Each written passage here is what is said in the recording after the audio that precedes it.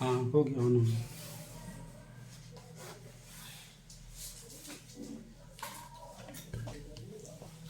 दे दो। क्या कर हिल जाएंगे जब? हाँ लेते हैं। भेज दिया उसको।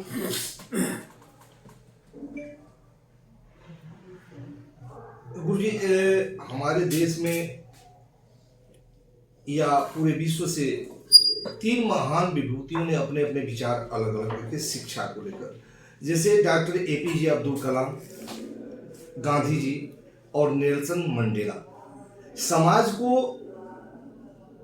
एक आदर्श समाज के रूप में स्थापित करने, बच्चों के नैतिक स्तर से लेकर उनके जीवन को संवारने तक की शिक्षा पर जो उन्होंने अपने विचार व्यक्त किए हैं, उसमें कहा गया कि जीवन को अर्थ, चरित्र निर्माण और समाज परिवर्तन से जोड़ते हैं, जिसमें गांधी जी के अनुभव और हर भूल से सीखने पर जोर दिया गया। विवेकानंद के अनुभव से शिक्षा को महत्वपूर्ण माना। अल्बर्ट आइंस्टीन ने भूल जाने के बाद जो याद रहे उसे शिक्षा कहा। और नेल्सन मंडेला ने ज्ञान को दुनिया बदलने वाला सबसे शक्तिशाली हथियार बताया। जबकि डॉक्टर कलाम ने भविष्य को संवारने और सोचने की क्षमता विकसित करने को शिक्षा का सार माना है। अब जो आज के परिवेश में शिक्षा है, उसमें उसे आप कहाँ रखते हैं? जो आज की शिक्षा व्यवस्था है, इसको कहाँ रखा जाए? सबसे पहले आप सबको प्रणाम और आशीर्वाद है। देखिए, 3 विभूति जो हैं और शिक्षा के बारे में जो अपना 3 तरह के कार्यक्रम को दिए हैं, मैं समझता हूँ 3 परिवेश 3 अवस्थाओं में इन्होंने अपना ज्ञान अर्जित किया। अभी पत्र पर मैंने पढ़ा, मैकाले की बात ये है कि नेल्सन मंडेला जो था, उसमें नैतिकता निश्चित रूप से स्वतः उसके सोच में थे। देश बहुत परिवार माने देश गरीबी की अवस्था में था, सोचने की अवस्था में कोई साधन नहीं था, और वहाँ पर नैतिकता का भाव भर के जो देश प्रेम की महत्ता जो दिया नेल्सन ने, उसको लिया कि इसके लिए जो है शिक्षा का हम लोग प्रयोग शुरू से करें, जो नैतिकता से युक्त है, चरित्र निर्माण बढ़िया हो, पढ़ाई लिखाई शुरू से करिए, जो योग्य अध्यापक हो वो किसी का मार्गदर्शन करे, और वो क्षमता भी रखे कि वो लड़के जो हैं उसको करें, तो उस धरातल को आगे बढ़ाने का काम किया। और यह भावना उनकी शुरू से लेकर अंत तक नेल्सन मंडेला की रही। आपने देखा कई बार वो जेल गए, कितना परेशानी सहे, कोई वातावरण नहीं था, गरीबी और दास्ता के जंजीर में जकड़े हुए थे, पूरा समाज था। तो इस भावना से उन्होंने शिक्षा के बारे में प्रयास किया। नेल्सन मंडेला ने जो कहा है वो सबसे बड़ी बात है कि ज्ञान को दुनिया बदलने वाला सबसे बड़ा शक्तिशाली हथियार है। यानी दुनिया बदली जा सकती है ज्ञान से। लेकिन हम ये देखना चाह रहे हैं कि आज के परिवेश में जो हमारे यहाँ प्राइवेट विद्यालय हैं, सरकारी विद्यालयों का लोप होना और प्राइवेट विद्यालयों को आगे आना, वहाँ भी अनुभवी शिक्षकों की कमी होना। एक तरह से अगर गवर्नमेंट है तो टेट पास कराती है, सीटेट पास कराती है या बीएड कराती है, उसको अन्य ने उसके पास डिग्रियां हैं, और जब वह मान लेती है कि परफेक्ट है तो वो शिक्षक है जो आज सरकारी विद्यालय में है। जो प्राइवेट विद्यालय है वहाँ कोई मानक नहीं है पढ़ाने वाले शिक्षक की। तो क्या इस शिक्षा व्यवस्था में हम समाज को सुधार सकते हैं, आगे बढ़ा सकते हैं, एक शक्तिशाली मजबूत स्तंभ बना सकते हैं, या फिर वहीं खड़े रह जाएंगे? नहीं मनोज जी, आपका प्रश्न बहुत बढ़िया है और ये आवश्यकता के अनुसार है। वो जो प्राइवेट सेक्टर में जो हैं उनका ज्ञान प्रधान, तो ठीक है, ज्ञान प्रधान जो शिक्षा दी जाएगी, नैतिकता होगी, उसका फल अच्छा मिलेगा। और यह शिक्षा जो दे रहे हैं प्राइवेट सेक्टर में भेज करके, एक तो जो हाथ हैं, योग्य हाथ हैं, वो बेकार घूम रहे हैं, बेकार हो रहे हैं, और वह धन प्रधान, पैसा प्रधान वहाँ शिक्षा की आवश्यकता है। वहाँ ये नहीं है कि हम जो पढ़ाई कर रहे हैं नहीं केवल स्वेट बूट पहन करके और केवल अंग्रेजी माध्यम जरूर हम देंगे, अपनी भाषा पर जोर हो न जोर हो, हमारी भाषा में कोई व्याकरण या कोई अच्छी बात न हो, तो वहाँ पर धर्म प्रधान की बात है, पैसा कमाना है। और यहाँ पर है तो पैसा नहीं है लेकिन संसाधन कम है, और इसलिए हम उस कार्यक्रम को ठीक से नहीं कर पाते हैं। और यही मेरा अपना विचार है कि नहीं, पहले योग्यता के अनुसार कार्यक्रम संपन्न किया जाए, वैसा परिवेश पैदा किया जाए, और ज्ञान प्रधान जो है यही शिक्षा महान होगी। और यह ज्ञान प्रधान जो होगी वो सोच को आगे बढ़ाएगी। उसमें हम सोचते हैं कि हमको क्या करना है, कैसे हमारा देश आगे बढ़ेगा। विश्व में जो दौड़ मची हुई है, चाहे लूटपाट की हो, चाहे विकास की बात हो, तो हम उस विकास के रेस में कहीं बहुत पीछे न हो जाए। तो इसलिए मैं चाहता हूँ कि ज्ञान प्रधान जो है उसका ऐसी कोई क्राइटेरिया हो। ने कहा कि नहीं वो स्कूल खोल दिया, 11 पास 10 पास 11-12 को पढ़ा रहा है, उसको खुद नहीं मालूम है कि मैं क्या पढ़ा रहा हूँ। तो इस तरह से न ज्ञान होगा न कुछ होगा, और बर्बादी का वो सब समय है। थोड़े ही विद्यालय हैं, उन विद्यालयों को सुसज्जित किया जाए, बढ़िया पढ़ाने की व्यवस्था की जाए। जितने हमारे जीनियस अच्छे जो लोग हैं उनकी आवश्यकताओं को देखते हुए उनका प्रोत्साहन किया जाए और वैसी व्यवस्थाएं की जाए, तो मैं समझता हूँ कि ज्ञान अर्जन की ओर देश बढ़ेगा, समाज बढ़ेगा। वहीं पर अगर जो हम नेल्सन मंडेला के बाद अपने देश के महान उस हस्ती की बात करें तो उन्होंने कहा था, डॉक्टर APJ अब्दुल कलाम, भविष्य को संवारने और सोचने की क्षमता विकसित करने को शिक्षा का सार माना गया है। तो जब हमारे यहाँ विद्यालयों में उस तरह के अन्वेषण करने वाले, सोचने वाले थिंकर लोग होंगे, शिक्षक होंगे, तभी यह संभव हो सकता है। आपसे हमने यही कहा कि जो आज का परिवेश है उस परिवेश को मजबूत करना है, विद्यालय के शिक्षक को मजबूत करना है, या इसका व्यवसायीकरण? इसमें व्यवसायीकरण तो कतई नहीं करना है मेरे समझ से। इसमें जो परिवेश है, हमारी योग्यता है, हमारे अध्यापक हैं, गुरुजन हैं, हमारे मार्गदर्शक हैं, पहले उनकी अवस्था, उनके ज्ञानार्जन को, जैसे हमारी वर्तमान सरकार बहुत प्रयास कर रही है निश्चित रूप से, लेकिन उतने संसाधन की अभी कमी, हर जगह उतना हम सब जगह नहीं कर सकते हैं। लेकिन जो हमारे ये राष्ट्रपति ने व्यवस्था किया वो इस पर बहुत जोर दिया, टेक्निकल पर, कि ज्ञान हमारा हो तो केवल सीमित की पुस्तकों तक न हो, उसका व्यवहारिक भी हो, और तब समाज के उद्देश्य की ओर में चंद्रमा पर उड़िए, चाहे जहाँ भी चलिए, ये तभी संभव है जबकि निश्चित रूप से उसके अनुसार हम अपने को सक्षम बनाएं, और तब ज्ञान का प्रयोग सही ढंग से हम कर पाएंगे और देश आगे बढ़ेगा। किसी भी दौड़ में हम पीछे नहीं रहेंगे, जहाँ तक मेरी मान्यता है, मैं सोचता हूँ ये आवश्यकता है। कहीं न कहीं सरकार को इस विषय पर जरूर ध्यान केंद्रित करना होगा कि विद्यालयों के शिक्षण संस्थानों के मान्यता को देने से पहले उस विद्यालय के शिक्षकों के गुणवत्ता को तलाशे कि क्या इनमें है। अगर यह इस तरह के नहीं होंगे और व्यवसायीकरण में विद्यालय खुलते रहेंगे, शिक्षक का अभाव होगा, तो कहीं न कहीं शिक्षा का ह्रास होगा, नैतिक मूल्यों का भी ह्रास होगा। हम मैकाले की शिक्षा पद्धति के आगे बढ़े हैं सर, तो आने वाले भविष्य में बच्चों के बेहतर भविष्य के लिए और क्या किया जा सकता है और किस दिशा में बढ़ना चाहिए सरकार? मैकाले की शिक्षा पद्धति तो आप जानते ही होंगे। उसकी शिक्षा पद्धति इतनी ही थी कि आप थोड़ा सा नाम वाम आप लिख लें और आगे न बढ़ने पाए। आप मजदूर की हैसियत से इस अपने समाज में, देश में बने रहे और हम बरसों तक उसके ऊपर शासन करते रहे। उसकी शिक्षा इतना ही थी, ये लोग शांत रहें, बजाय यहाँ लगे हुए हैं। लेकिन अब क्या करने की जो बात आप करते हैं कि उसके लिए हमें सभी अच्छी व्यवस्थाओं की ओर जाना पड़ेगा। टेक्निकल शिक्षा की तरफ जाएंगे हम, तो उसके लिए सभी प्रोविजन, जितने प्रोविजन हैं उनको हमको दृढ़ करना होगा। शासन और ये समान से युक्त, सुविधा से युक्त हमको करना पड़ेगा, और जब सुविधा युक्त हम करेंगे तो निश्चित रूप से तब हम परिवेश में किसी भी दौड़ में रहेंगे। और इसकी आवश्यकता है कि हमको आगे बढ़ना है तो हम निश्चित रूप से स्ट्रांग हों, मजबूत हों, और तब ये सरकार भी इसके ऊपर ख्याल करे। अब जैसे आपने कहा मान्यता मिल जाता है, स्कूल में, हाई स्कूल में हो गया। चीतपड़ा गाँव शहर में आप जाइए, वहाँ पर 3-4 बिल्डिंग हैं और उस बिल्डिंग में इंटरमीडिएट कॉलेज, हाई स्कूल चलते हैं। न कमरा है, न अध्यापक है, न शिक्षक है, न बच्चा है। गलती अब हम अपनी बात नहीं कहेंगे, लेकिन एक हमारी नथनी है जो बहुत तेज है, केवल मोबाइल से पढ़ती है। बगल में एक विद्यालय है MSc का, इधर तो कहीं है ही नहीं जो यही पढ़ रही है। और उस पर भी मैंने पढ़ करके BSc में कम से कम उसने 72% मार्क ले आए। और वहाँ पर न मास्टर है न कुछ है। एक वहाँ का प्रबंधक है, स्कूल खोल दिया, हर चीज़ वहाँ पर है।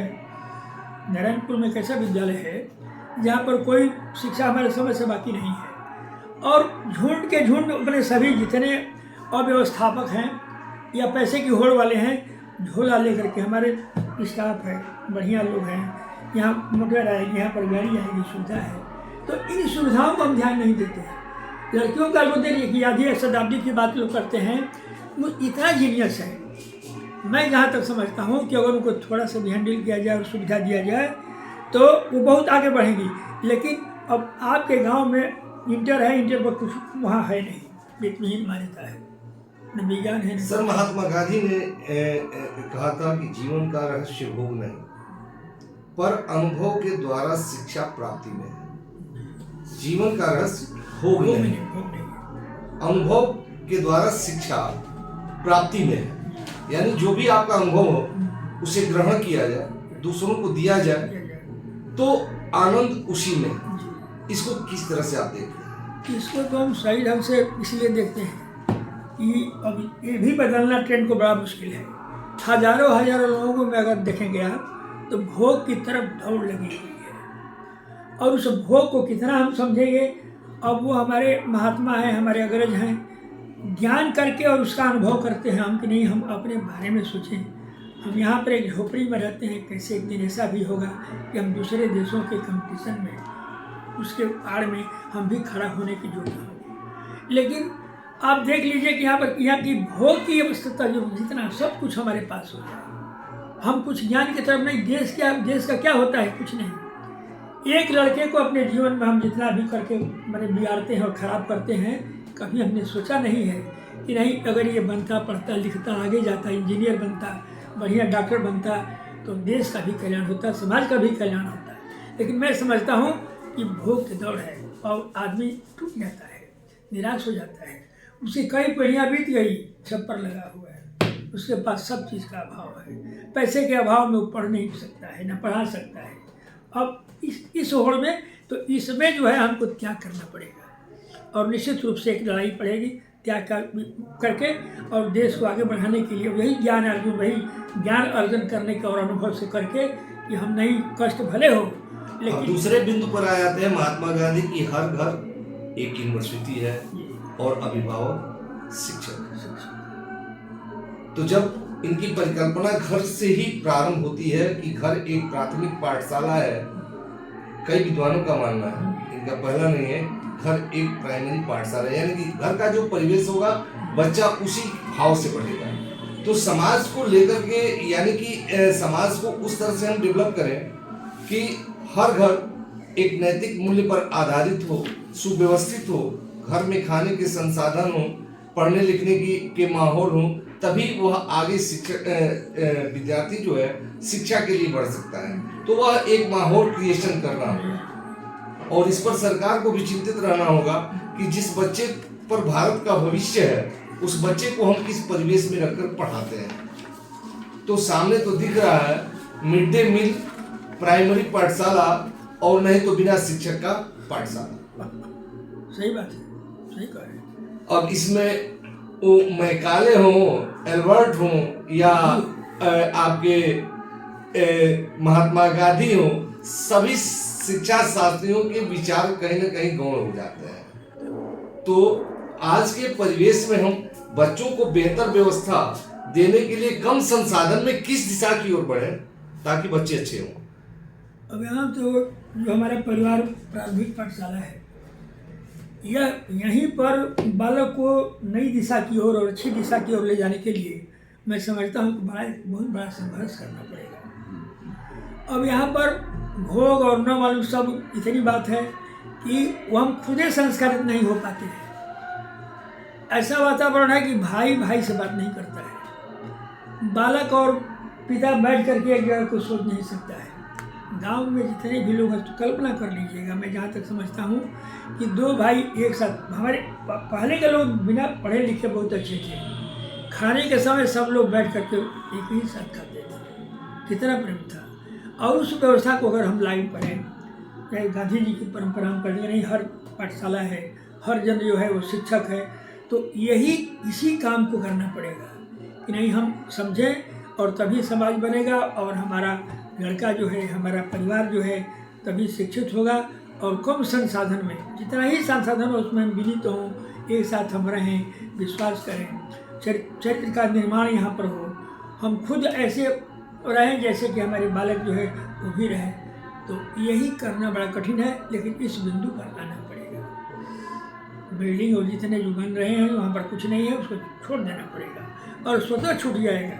लोग झोपड़ी में रहकर ज्ञानार्जन होगा, बढ़िया काम होगा, झोपड़ी में बालू की रेत पर वो पढ़ लेगा लड़का। तो हमारी तो यही भावना है।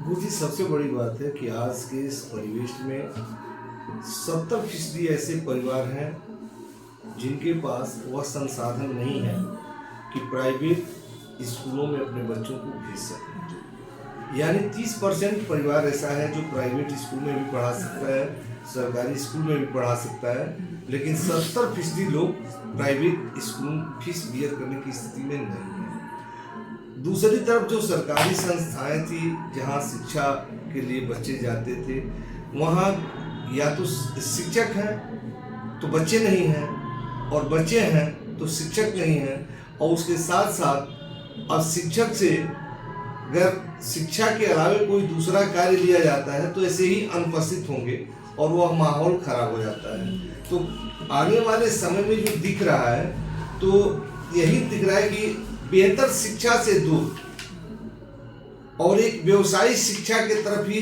जनरेशन बढ़ रहा है। इसका परिणाम क्या होगा? इसका परिणाम बहुत भयंकर होगा। देश रसातल में चला जाएगा, लोग बिना काम के हो जाएंगे। कोई किसी भी होड़ में जो आज की हमको आवश्यकता है तो हम घर की आवश्यकताओं को भी पूरा नहीं करना पड़ेगा। किसी न किसी तरह से जो विश्व की गति है, देश की जो गति है, सबको समान रूप से कुछ थोड़ा थोड़ा काम करके, थोड़ा ही करके, लेकिन हमको आगे बढ़ने का सोचना है कि हम एक साथ मिल करके कुछ काम करें। अगर केवल इस तरह से हम बैठ जाएंगे कोई पूछनेगा, और सरकार की भी इसमें आधे से अधिक सहभागिता होनी चाहिए। जो छोटे पाठशाला हैं, परिवार, ये सब साधन राशन, जैसे राशन मिल रहा है राशन सबको दिया जा रहा है। अब वहाँ पर पढ़ाई लिखाई क्या होगा? राशन सबको दिया जा रहा है, वहाँ पर सोचने की बात नहीं। अब तो राशन जब मिलेगा तो राशन के होड़ में हम लोग रहेंगे 10 दिन, हमारे इसका बढ़ाओ, हमको इसका घटाओ। तो ये काम इतना करने के स्वतः जो है संतृप्त जो उसके लायक जो लोग हैं उन्हीं की आप सहायता करिए, और ऊपर वाले जो हैं उनकी सहायता न की जाए मेरे समझ से। अगर जो कोई बच्चा सरकारी विद्यालय में पढ़ रहा है तो मिड डे मील विद्यालय को देने की जरूरत नहीं, उसके परिवार को देने की जरूरत है। हमने कहा था कि दे दीजिए, ताकि वह परिवार उसे समय से खाना बनाकर खिलाकर भेजे, सही बात, तभी वह बच्चा पढ़ सकता है। भूखे पेट आकर और खाने की तलाश में वह बैठा रहे तो न पढ़ सकता है और न ही खाकर वो तंदुरुस्त हो सकता है।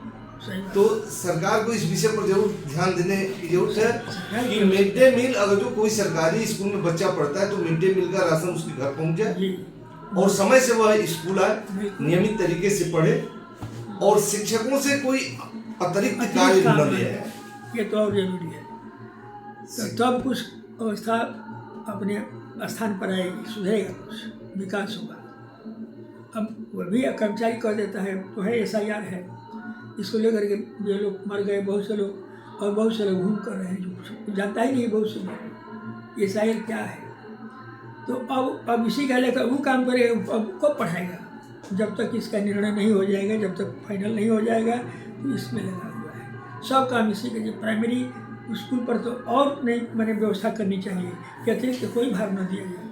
अध्यापक हमारा पढ़ावे लिखावे योग्यता के आधार पर ठीक है हो रहा है, योग्य अध्यापक है, लेकिन वो भी इन परिस्थितियों में नहीं पढ़ा पाएगा।